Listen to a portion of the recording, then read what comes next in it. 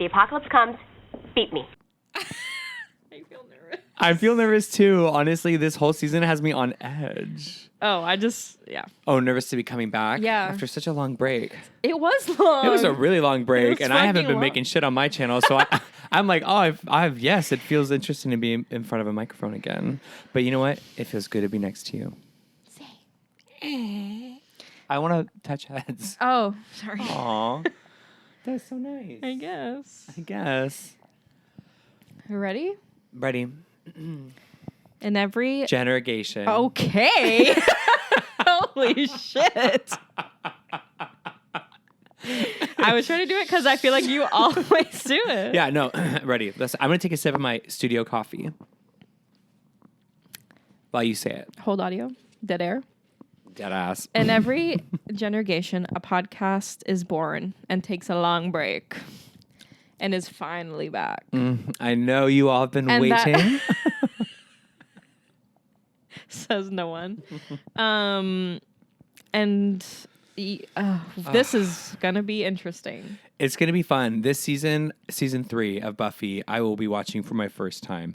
I have kept away from spoilers my entire life. Hey, want to reintroduce yourself? My name is Chase. Right. And this is Beza. Well, and what else? And this is... And you've never seen and Buffy. I'm gay? You've never seen Buffy. That's why I said I've never seen season 3 or 4 or 5 or 6 or 7 of Buffy. Right. I just recently watched season 1 and 2 for my first time. I'm really starting to take root in the Buffy verse, and the podcast is now getting in the way because I just want to sit down and just I finished the third episode. I'm like, okay, and I can't watch the fourth. Also, there are arcs where you just want to sit and watch 4 episodes in a row. Exactly. Yeah. Especially you want that denouement. You want what comes after the drama. Well, maybe we have to start going weekly. Ooh, I could be talked into that. I mean, especially when winter hits. Yeah, what else are we gonna do? Fucking what else are we gonna do to keep the seasonal depression whatever, at bay? brother. Yeah. Okay, well, how many times have you seen season 3? And where is it on your rankings? Oh boy. I feel like that'd be more fun to talk about at the end of the season, but yeah.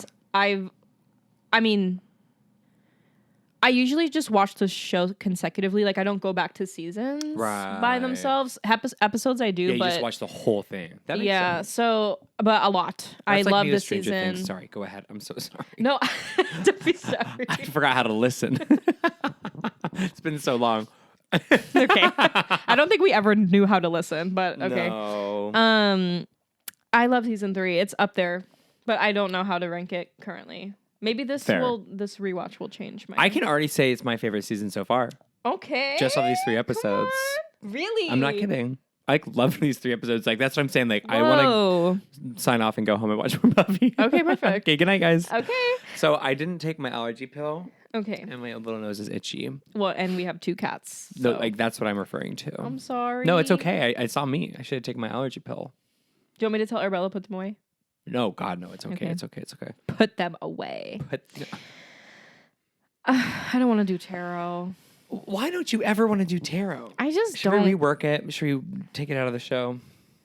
Let's not do it and see if anyone complains. No one's going to complain. I'll complain, but okay, sounds good. If you want to do it, I just don't care. You don't care, or is it you don't like it? No, I just don't care. Oh, well, I care. I'm going to do it. Okay, go ahead. I just I don't want to know anything. You know what I mean? You don't want to reflect. I don't. Well, that's what I'm saying. If you don't want to reflect, you don't have to. Yeah. No, it's okay. Are you sure? Yeah. I was going to say I got a new therapist. Oh my God, cheers. Thanks. That's amazing. Have you met with them yet? No, Thursday. Pray. Prayers up. Is it my couples therapist? No. But they do couples therapy, which... That's what I'm saying. What if it was? No. What's their name? Not a man. I said their name. Oh, no. On the pod? I know. I'm kidding. Bleep. Sorry. I forget that we're not just doing this for each other. Right. We're not just making a little show for each other. Okay. We basically are. I've got an upside down emperor. That's Buffy. Buffy the Emperor. Buffy the Emperor Slayer. Oh, what number Buffy is that? Is there a number? Oh, no, there's no number. Yeah, there is 4. Why does it say 4? Yeah, okay. Buffy the Emperor's New Groove. This is why I don't like doing this, because then I have to say something stupid. No. I found it. Okay. Oh my God, I forgot how dark this room is. Okay. My astigmatism. Oh, Is there Christ. any better symbol of protection, authority, and decisive resolution? Emperor Buffy is a commanding leader who has earned respect. Reversed. Imagine having... I'm honestly nervous. Something about that is making me feel like a spoiler. Imagine... No, you're fine. Okay. You're fine. Imagine having all the power of the Chosen One and then finding yourself undermined, micromanaged, and under the thumb of an authoritative jerk. Wait, you don't have to imagine. Because when reversed, this card finds you in that exact spot. Oh my God. Nothing is worth relinquishing your power, so stay true to your convictions and keep pushing back. I like that. So it sounds like there's a Principal Snyder in our lives. I like that one. Well, and he's present. He is ever present in this fucking season. He's my one complaint. I can't wait to watch him die. Oh. How do you think? What do you think he's going to die, actually? Do you think that? I don't. I have Do you have a premonition? I have no... Does your astigmatism tell you that... My seeing eye. Yeah. Your third eye is open. I think he absolutely is going to die. Okay. I love that for you. I think he's going to die. He's like that middleman, government, can't trust him type of a thing. And I don't know. Worst vibes, though. Snyder. Snyder. Well, today we're talking about Anne. Anne. Who is she? What's her name? We'll find out. Anne is Lana Del Rey at the Waffle House.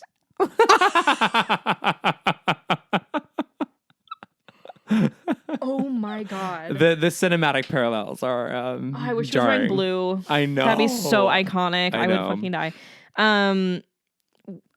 Wow. That really took you somewhere. Buffy Del Summers. Okay. So this episode came out on September 29th, 1998 on the WB network and was written and directed by the one and only Janky Wiener. Janky Wiener. No more This stinky episode feet. was very 11 Goes to Chicago coded. It was. Okay, so I said at the beginning before we started recording, I think, that I don't have a lot to say about this episode. But yes. I mean we can like talk about it, I guess. Well, I honestly wouldn't talk about this episode if it weren't the season premiere. Yeah, you have to talk. But you have to talk about the season premiere. Well, let's talk about it. Let's talk about it, and then maybe we don't have to talk about it too much, but then we can go into what our hopes are for the season. That sounds great. Okay, I love that. So we start in the cemetery, and the Scooby Gang. This is really cute. I do like this scene. Yeah, my jaw dropped when I saw Willow was the one throwing the stake around. Oh, it's iconic. I loved it. It's and iconic. She's wearing like the black leather jacket. I know, I love her. And they're just trying to, they're trying to be slayers. It's so cute. And I love, my favorite part of the episode is when Oz throws the stake and you think something's going to happen and it goes donk on them. It's so fucking funny. It's so funny. And it just goes, that never works. It's like, hey, you so keep trying. Cute. It's so cute. Yeah. So, and then we also see at the same time, Buffy is living in LA in a tiny apartment and working as a waitress at the diner Helen's Kitchen. And they make LA look like it's a fucking crack den, which is crazy. And they have like a whole like homeless youth PSA. It's wild. Unhinged. The like montage at the end is wild. Absolutely crazy. I also love how like the first time we see Buffy, she's like having that dream on the beach with Angel. But at first you don't know it's a dream. So I'm like, you know what? Good for her. She just took a trip to the sea. Right. You know what I mean? Like a sick Victorian girl. I was like, just taking a trip to the sea. I will say. So Lana coded. High by the beach. Right. That's where she's having visions of Angelus. Okay, I think I see where Lana got her inspo. I'm kind of thinking that Lana might be a Buffy girl. Hey, Lana, if you want to come on the pod. I know you love, was it? Remy and Ashton. Yeah. And Ali. And Alicia Marie. So she's a YouTube girly, so maybe she's a YouTube girly. Maybe she's listening to some Buffy. Okay. Well, here's the thing. I have to say, too, I cried in the first 2 minutes of this episode because, oh my God, Willow said, Xander said something about like, oh, like when Buffy used to do this, and she goes, hey, Xander, past tense rule. Oh my God. It was like such a, I don't know, it made me so emotional because it was like, oh my God, yeah, we can't. I just like how they have a little rule for themselves to take care of themselves emotionally. And you can tell that Willow is the most hurt out of all of them. Yeah. Like feels very like betrayed and just sad that Buffy's not there. And like couldn't like talk to her about what was actually going on. Yeah. Yeah. Willow. Whoa. I love her. She's I like know. she's like definitely getting to be my favorite character. She's the best. She's absolutely incredible. the best. Yeah. So yeah, Buffy's working in Helen's kitchen and encounters homeless teens Lily and Ricky. I loved the walking backwards with Lily here. With like she was like the one from the vampire cult. Sean Terrell, the vampire worshiper, and she has really ugly tattoos with her boyfriend. But at least they're in love. Slay, good for them. And Buffy's clearly upset about it. Which hey, go ahead. And then the next day is okay. There is one part of this episode I do really like. A juxtaposition, some might say. Oh wait, I wrote about a juxtaposition too. What was your? You go first. Okay. So they're at school, the gang. Willow and Cordy are catching up, and Cordy basically calls Xander a monster fucker, which is really funny. Because he's like attracted to the bug teacher and all that stuff from season 1.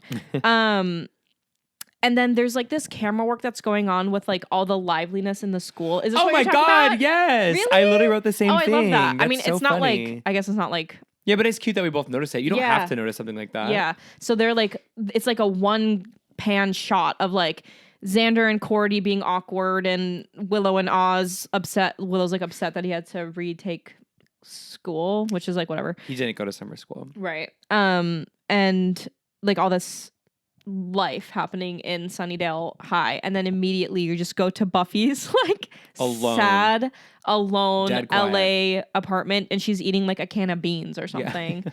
It's so sad. It's that so broke sad. my heart. I know, and like they really knocked the room tones out of the park because it was like hustle bustle of like a school background really noise, cool. and then it was just like quiet.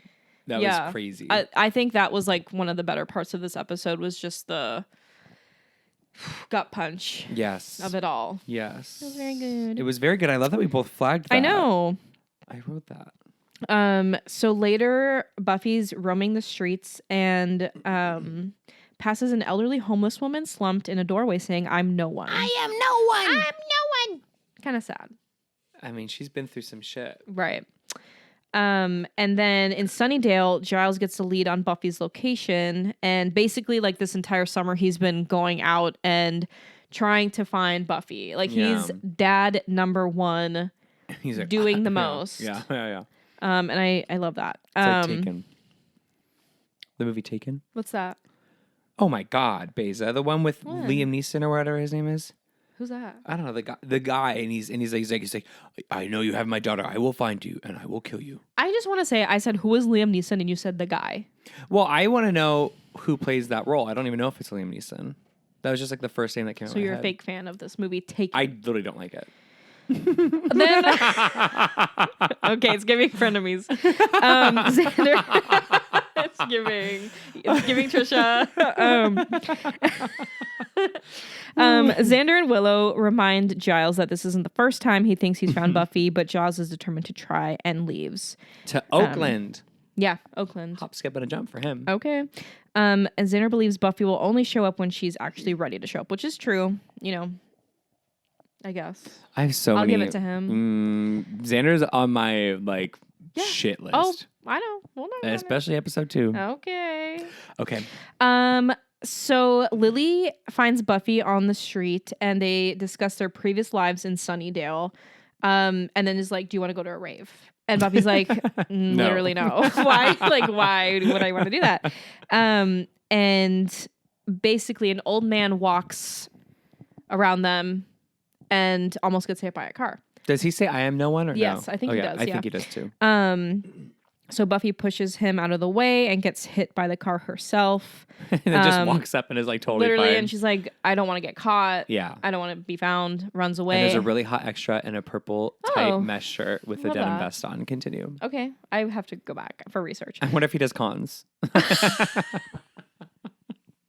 He's like at C2E2. Like, honestly, I would go. Period. I would too. Iconic. So she runs into a guy named Ken who's passing out flyers about a teen shelter called Family Home. He's just Ken. He's literally just Ken. He is the epitome of literally just Ken. As they pick up the flyers, he tries to make friends with her and gets her to visit the home. She declines, claiming she is just fine. And then that's where the montage is, where people are like asking for money. This was insane. There's an extra who looks like Trixie Mattel. Did you see? I literally I thought paused it was her. and rewound. I was like, wait, is that Brian? Literally, is that Brian Furcus? Like, it was crazy. Oh, and he's a big Buffy fan. Do you think he knows? No, but I think we should tell him. I think we need to make an edit. And it wasn't know. like just a bald guy. Like No, it was fully him. fully Trixie out of drag. It was crazy. Had to be. So Before the crazy. flippers. I gagged. I fully gagged. And I never noticed that before. Yeah. Anyway. Damn. That was Before the veneers, I should say. Oh. Damn. Okay. I'm kidding. Okay. I'm kidding. You're really channeling Trish this episode. Am I really? Maybe it's because you got me watching Just Trish. Good. I like never watched it, and then you just sent a link one day, and I was like, I should check this out. She's mother. She's really. She would like Buffy. I love her feet aren't even close to the ground. I can't believe. I relate to her. My feet are. I'm like going like this. I can't believe she hasn't had a Buffy hyperfixation yet. It just hasn't gone viral on TikTok yet. Like Buffy is not. Hopefully, it never does. I'm so. Can you sorry. imagine if Buffy went viral on TikTok? I don't know what I would do. You'd have to delete TikTok. I think I would. Yeah, that's my only way I would ever delete TikTok. Yeah. Anyway. So we have a PSA about homeless youth in LA, downtown LA. Which, by the way, what? Downtown LA was like, I mean, maybe that was that vibe in Skid Row? '97, but yeah, Skid Row vibe. But like, it wasn't just like wasn't it wasn't like, necessary. and it wasn't like fresh-faced white teens. Do you know what I mean? Like it was like it was a housing crisis. It was a drug crisis. It was a lot of things. Yeah. But I don't think it was extras hired. I don't know what was happening there. But it was prevalent in this episode. Xander, Willow, and Oz are moping around at the Bronze, listening to a band. And the cool thing about being at the Bronze is that whatever like the band is singing about on stage is very relevant to the episode. Oh, I've never itself. really noticed with the lyrics. I'm not a lyric girl, so I got to pay more attention. I'm just a caption girl, so. See, I watch it illegally, so I only get captions in Arabic you watch and it Dutch. Illegally? Yeah, on Flickster. Good. Don't give Janky Ween any money. Xander. Congrats to the WGA. Congratulations. Congratulations to the WGA. Looking at you, SAG-AFTRA. I know. You're next. You're kid. next. Yeah. Love that for them. Anyway, just thought I'd put that in there. That's good. I love that. Xander then suggests they use Cordelia's vampire bait, which is he is sick. He's sick and twisted, but he makes a funny joke about it. She's like, then I just go stand by myself, and then what? He's like, then you get bitten and you die, and we all go get ice cream. Or something. It was funny, but like, awful boyfriend. He's just so mean. No, he's literally mean, and I don't know if like they're ever gonna address the fact that he's mean. But yeah, like, but she's mean in a different way. Yeah. She's mean in a way that women are allowed to be cunty. Exactly. He's mean in a man way, and it's awful. In a misogynistic way. Oh. Like when he doesn't get what he wants. In episode 2, when he goes off on Buffy for no fucking reason, and is like drilling into her while like. We'll talk about it in. We'll talk about it when we are recording episode 3 because I have a lot to say. I just can't stand that man. Yeah. T. He just takes up the most space, and I will say I'm happy we got. Obsessed with him. I will say I am happy we got little naked Xander in the intro, like swim team Xander. Oh. They made sure to put that wet. We should at least get that from him. Oh, I know. At least show off your body. Yeah. So Giles returns from his unsuccessful trip. It turns out there weren't even any vampires in Oakland. Okay. Just teens with a lot of mascara listening to silly music. Is that what he said? Yes. And I'm just getting upset because he talks to Joyce. And Giles tries to comfort her. Don't get me started. And tells her to not blame herself. Which she, by the way, very well should blame herself. She literally told her to leave and not come back. Yep. So that's you. Yeah, that's you, girl. Yeah. And Giles isn't some sort of vampire slayer groomer. Not a groomer, just a loser. That's Joyce.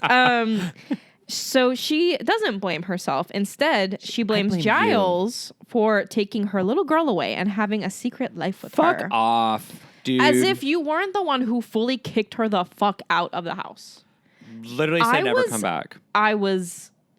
Every time I watch that, I'm just like, I don't even know, like. The momacity. Yeah, but also just like, she never apologizes for Oh, that. Which is so crazy. She to me. does apologize because Buffy calls her out on it at the house party the next episode and is like, "You told me to never come back."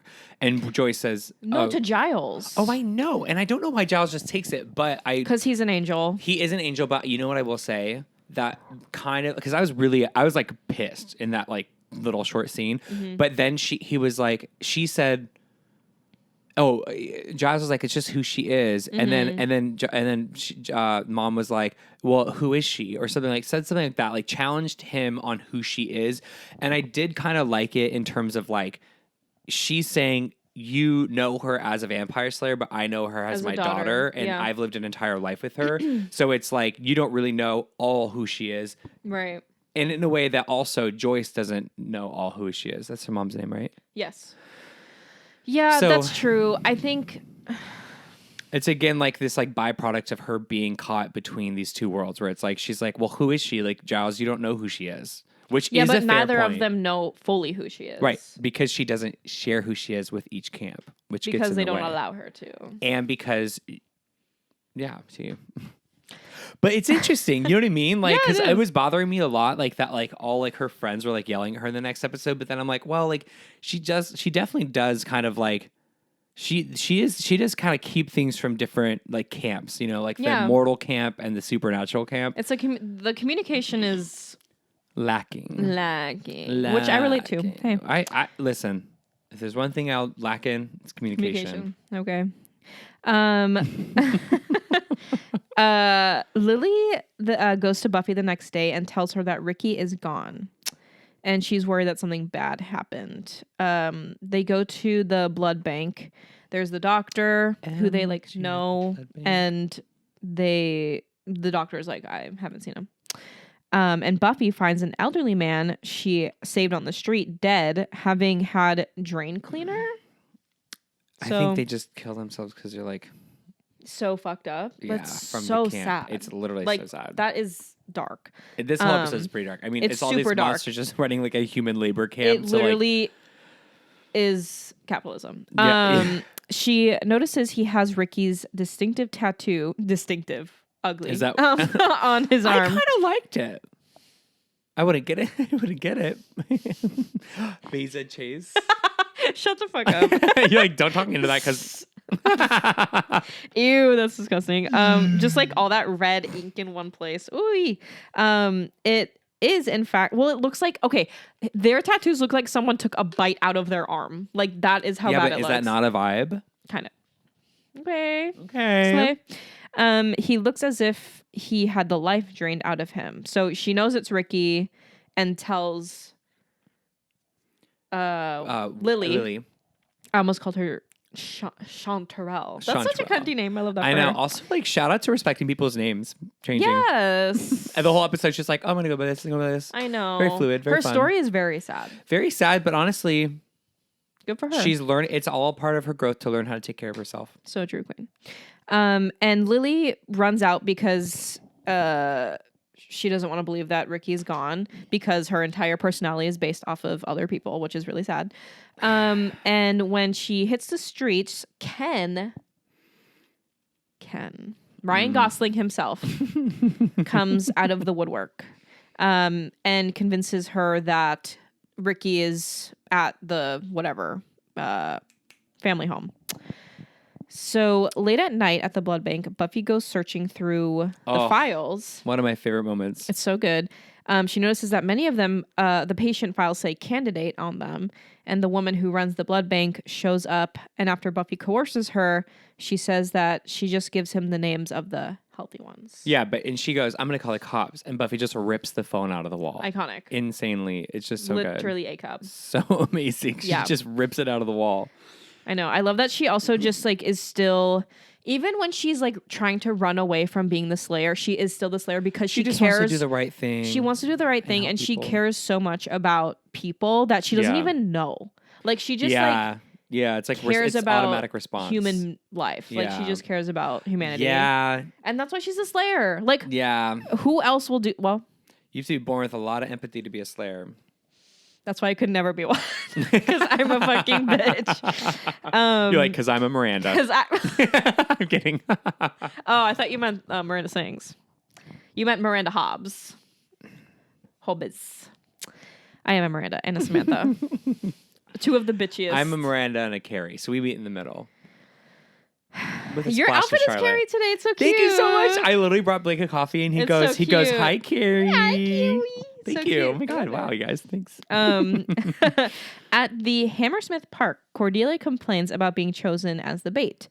Oz checks to make sure everyone is packing with stakes and crosses, and they move toward their hiding spots. Meanwhile, Buffy is trying to get into the family house. And she tries to be undercover. Yeah, it's so funny. It's very funny. When that doesn't work, she kicks on the door and finds Ken with Lily over the water. However, it's too late for Lily. Blood Jello. Ew. It was blood Jello. Okay. Well, she gets pushed into the blood jello. And then Buffy and Ken are fighting, and they both fall into the blood jello, which is actually a different dimension. Ken reveals. Oh, was it really? Yeah. Oh, I thought it was just the basement. I'm not kidding. Really? I really thought it was just underneath this because building. it's like Ken says, what does he say exactly? Reveals himself as a demon, blah, blah, blah. Oh, it is hell. It's like... Yeah, because it's like, he says time there works moves differently. So it's like one day on Earth is 100 years there. Right. I think that's what he says exactly. So it is like a hell dimension. So that's fun. Cordy, so that's slay. That is so slay. Cordelia follows Xander, attempting to tell him that she didn't miss him over the summer and accuses him of having a summer fling. And brings up one of our classic episodes that we didn't cover. Which one? She goes, oh yeah, I heard about your little Inca mummy girl. Oh, God. I have to say, though, it was that's why she calls him a monster fucker, because it's the Inca mummy girl and then the bug teacher, lady. Yeah. Teacher's pet, and then, was there another one? No. There's probably like a man in there He's such somewhere. a monster fucker. He is, and you know what? So am I. And basically, I have to say, I love how they brought back the Inca mummy girl, but then I also love how Cordelia goes, yeah, I heard about that. Because I remember watching it, I was like, oh my God, he's kissing her, but it's like he's seeing Cordelia right now. What is he doing? I know. And I love how she's like, I heard about that. But it's like before they were like official. So it's like very, I don't know, I thought it was cute. It was cute.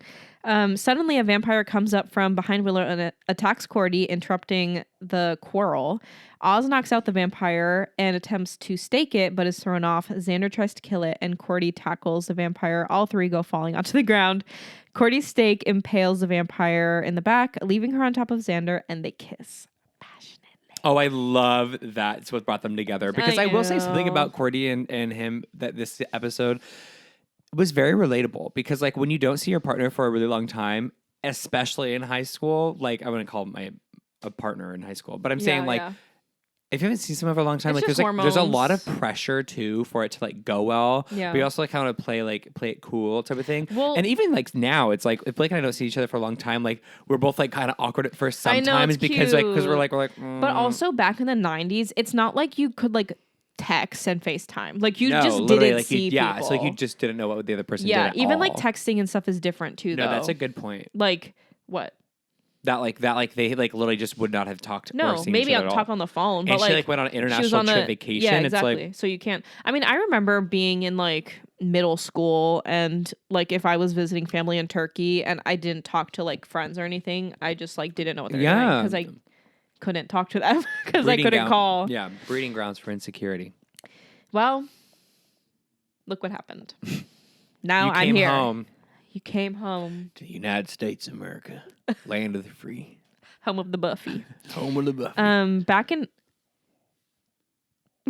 what? Nothing. I was going to make a bad joke. Oh, back in the hell I dimension, love bad jokes. time runs differently. Okay, so here it is. Yes. A century passes in their dimension, but only one day on Earth. So that's why when the old people come out, that's why when Ricky went in and he came out old, it was like he was only gone like a day. Yeah, but what's so interesting to me is how inefficient that system is for the monster army in the Underdark, because literally they have to find new recruits every day. Oh no, they have a sentry with them. Just kidding. Never mind. It's a really actually quite efficient system. Yeah, and because there's so many homeless people in LA. Since downtown LA is it's so rotten and ragged. They just can't find them, which is so fucked up. Like, Yeah. it's like, I don't know. There's That's too much to pack. it's a Janky Winger lot. really left us with a conundrum. Indeed, he did. So the human slaves who are too old to work are returned to their former dimension to die on the streets, which is accurate. So is America. he putting the homeless issue in Los Angeles on alternate dimension demon? Is it the demon's fault? What comes first, the chicken or the egg? Keep going. You really threw me off. Wait, I I'm threw confused. myself off. I don't know if there was even a point in I there. think the demon is capitalism. I think that's the point. Yeah, it's a metaphor. Right. For the cogs in the machine that we all operate as. Yeah, for sure. Buffy then realizes that this is what happened to Ricky. They have been chosen because they're no one, quote unquote. There is nobody to miss them or notice their absence. Buffy says she wasn't chosen, but Ken tells her that it doesn't matter because he knows who she is. She's Anne, a runaway anxious to get lost and hide in the shadows. I love a good hubris moment. So true. Literally, it's like she's not just Anne, you're just Ken. She's Buffy fucking Summers. She's and when Buffy she and says her Summers. Mama. When she says her name. Exactly. The new slaves, including Buffy and Lily, are being inducted to their new lives in the dimension. And meanwhile, a demon is like berating them, saying, "Who are you?" And he's like making them say "no one," which is so crazy. It's taking away their humanity. Literally taking. I mean, okay, me at work, honey. He insists that they say "I'm no one" when asked who they are. When it's Buffy's turn, she says, "I'm Buffy the Vampire Slayer," and you are. I loved it. And it was Mommy's so back. good. It was so good. Mommy's back, and she gets. I don't know what this weapon is called, but I love when this shot of her like with the communist fucking. Yeah, like that. What is it called? It's like I tried a to look it up. scythe type of a thing. It is, but it's a very unique one. It has a specific word, but it's like the one that's on like the communist flag. Yes, I should look it up. Yes. I also will say like this was so fun to watch because I hate to say this because she's more than just a fighter, but like. Buffy is really herself when she's able to just slay monsters. Do you know what I mean? Like it's who she's supposed to be. Yeah, and like I can see her kind of like get into a flow type of a thing where it's like I don't know, like when you do the thing that you love. What? Mm-hmm. You know what I mean? What? I was thinking like that saying where it's like if you work doing what you love, you never work a day in your life. Right. But I meant more like when you're watching her yeah. slay, she's like really slaying, and like you can just tell she's just kind of like in her purest She'll form. always figure out what to do. She'll always find her way. Even if it's just through fighting, she'll find her way. Yes. So after many rounds, she is stopped when Ken holds Lily at knife point. Pushing Lily behind him, Ken launches into a speech, giving Lily the perfect opportunity to push him off the platform. I loved how practical that idea was. It was so smart. Yeah, and there's a Stevie Nicks song called what's it called? It's called Rock a Little, Go Ahead, Lily. Oh, okay, come on. I thought of that. Another Buffy fan. Another Buffy fan. The second she pushed it off, I went, go ahead, Lily. I was like singing that song because That's so she funny. just, it was I just love that. So many Buffy fans. Who knew? Wow. Listen. Buffy tries to escape with all the others through a large iron gate. Ken catches up with her as she moves past the gate and pushes her through. The gate falls, and his calves get impaled by the gate's stakes, which is... Oh my God, one in each calf. I felt that. Hard to watch. Hard to watch. Buffy then smashes his head in, impersonating a version of Gandhi. If he was really pissed off. I didn't get that. I did not get that. I think it had to do with like camps. I think it was like a camp joke. Really? I think it was like a labor thing. That one went over my head. Yeah, I think it was something like that. It was something. I feel like it didn't need to be there. Nope. But it was like, I mean, I like the idea of Gandhi just letting himself get angry. But also, I don't think Gandhi likes the idea. But also, isn't Gandhi problematic? Yeah. I thought the whole thing was that he got angry behind the scenes. Okay? I thought that was the tea, but anyway. We'll do an episode on Gandhi next week. we got homework to do. Holy shit. We just turned into a Gandhi channel. Kind of iconic. Could be a nice little switch up. You want the lore? You let us Maybe know. between seasons 3 and 4. Right. Perfect. After the others are safely above ground, the black, what did you call it? Blood pool? No, blood jello. Blood jello vanishes, leaving an empty child. The blood jello congeals. Ew! Stop. Okay. Chapter 6. The blood jello congeals. Ew! Stop. After leaving Lily her identity as Anne, complete with an apartment and job at Helen's Kitchen. Which I hope the rent is low on that apartment. That's all I have to say. Well, she said she like paid it for the month. I mean, if Buffy could afford it with what she was making at the same job, true. I would hope. So yeah, It was a fine apartment. It was a nice apartment. Yeah, for fucking LA, it was like a nice apartment. A nice apartment. I have to say though, I was like emotional when she was like, "Can I come with you?" Or something? No, she said, "Can I be Anne?" Oh, I know. Because it was like she like adopted that name so that she could always remember like what Buffy did for her and like taught her how to like take care of herself and be like independent and self-sustaining. So it's just like so beautiful. She's like, "Can I be Anne?" I was like, "Oh my God, that's so yeah, she's cute." really sweet. It was awesome. I kind of hope she comes back. We'll see. For like she keeps popping up. She's like the West Coast girly that we check. I mean, I guess it's all West Coast, but city girly. She's the city girly. She's the downtown honey. Totes. Downtown honey. Buffy heads back to Sunnydale. Back at home, Joyce hears a knock at the door and opens it to find Buffy. After a few moments, they hug and the episode ends. Here's my like little bit of a fear about this season so far is like, because we'll talk about it in the next episode, but a certain character comes back. And like, I'm like, I hope we're not doing the thing where we're undoing everything that happened in the season 2 finale. Mm-hmm. I kind of was hoping for more time away from home. I was kind of hoping that one person wouldn't come back for a minute. You know what I mean? And obviously there's a grand plan that I'm not aware of, but I'm like, are we just going to undo everything? All the drama, you know what I mean? From the S2 finale. I guess we'll have to wait and see. You let us know. What are you looking forward to in this season? I'm really looking forward to Willow's witch powers, and I hope that those flourish. I hope we get some werewolf action aside. Like I want werewolf action, and I'm sure you do. I really want that werewolf action, and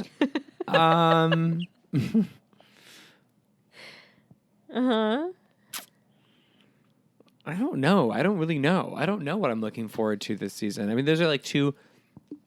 I don't know. I don't know. Those are my top two things. I love that.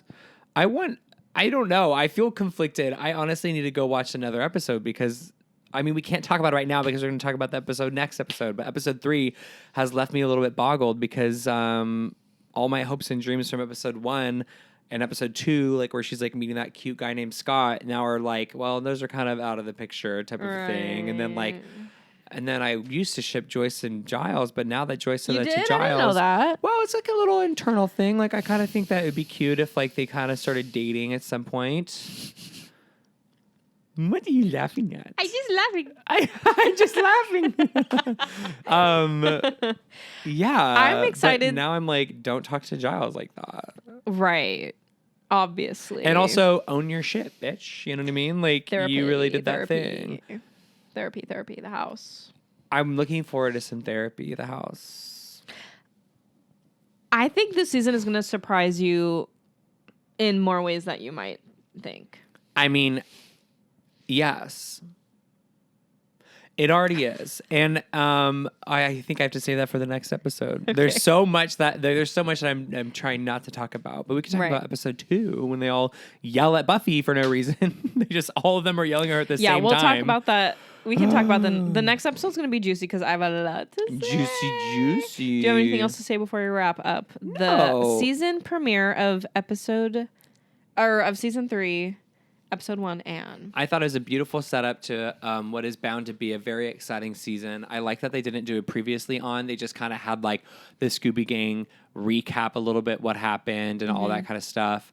And it was nice to see how everyone was or was not adjusting well to this new status quo that is about to be undone in the next scene. But it's nice to see your characters in a new status quo for a second. Isn't that life? Tell me more. I just think like life is completely just like learning things and then going back and undoing them and then learning them again. Yeah, then it's like as soon as you get situated to status quo, it's like, oh, life is like back to normal, and you're like, well, I guess I learned something. So yeah, but then it knocks you down. It knocks you right back down. Absolutely. I mean, Jacko. Okay, great. Well, our next episode is it something else? No. Okay. I feel greased up and like oiled up and ready. Ooh. And ready to talk the next episode. Great. Well, let's wrap this up so we can do that. The next episode we'll be talking all about season 3, episode 3, Faith, Hope, and Trick. Is that what it's called? Faith, Hope, and Trick? That's the name of the episode. Faith, Hope, and Trick. And that will be coming out on October 18th. Oh my God. Also, it's been so fun to like get back into Buffy after Spooky that times. break during spooky season. Like know. it's like cold and rainy. It was like fun watching some Buffy in that atmosphere. And there's a lot of episodes we have to watch together. And it's going to be a juicy season. We have a couple. We have 1, 2, 3, 4, 5, 6, 7, 8, 9, 10, 11, What's the next episode? 14. Oh, yeah. Should I say the episodes that we are going to talk about? Yeah, let's people do that. did Let's look ahead at actually season leave 3. um Oh, amazing. and like actually like reached out and said what episodes they'd be interested in. So, tentatively, here are our episodes. It's going to be a long season. I can't wait. Faith, Hope, and Trick is next, October 18th. Yes. We'll be talking about Homecoming. Is that episode 4? I think so. I don't know exactly. Okay. I have to look. We'll be talking about Band Candy, which I think you will love. Lover's Walk, The Wish, which is a big episode. Oh, it sounds like it. Amends, which is a big Oh. episode as well. Helpless, Oh my God. These are dramatic titles. The Zeppo, The Zepho? The Zeppo, Okay. Bad Girls, you and me. Consequences. Oh, we have to do cosplay for that episode. For what one? Bad Girls. Okay. We have to do cosplay. Are for we that. going to be Faith and Buffy? Consequences. Doppelgangland. Crazy episode. Enemies. Got a lot of enemies. You just made a new one. The Prom.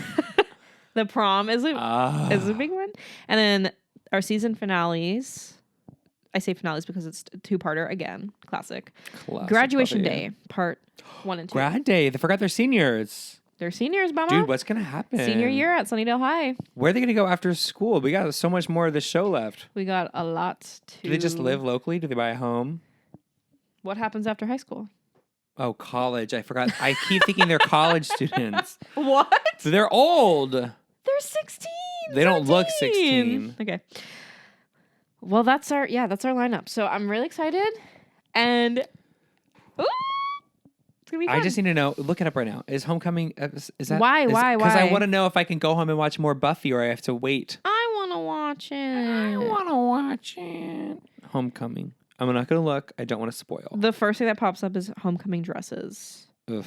It's episode 5. So I can watch one. Yeah, but I want to watch Homecoming with you We'll watch it together. But I can watch 4 tonight. if you want to. I do want to. We don't have to watch it. You can watch it. I'm hungry for more Buffy. No, we'll watch it. Okay, fine. Because I probably can't watch anything past Homecoming either because I basically watch an episode that we're going to record for, and then I don't watch anything past that Okay, until we record. we'll talk about if we want to go weekly so we can actually watch as much as we want. Yeah. Thank you all so much for listening to this season Thank you premiere. for listening. Thank you for returning. And stay tuned for our next episode because it's going to be... Juicy. Ooh, it's going to be juicy. We got Faith. We got an angel, a fallen angel. We have trauma. We have PTSD around friendship rings. And sexy, sexy times. And we have sexy times. And we have a wild little house party we'll have to catch up on. See you on the 18th. And until next time. Gay. No? Slay. Slay frights.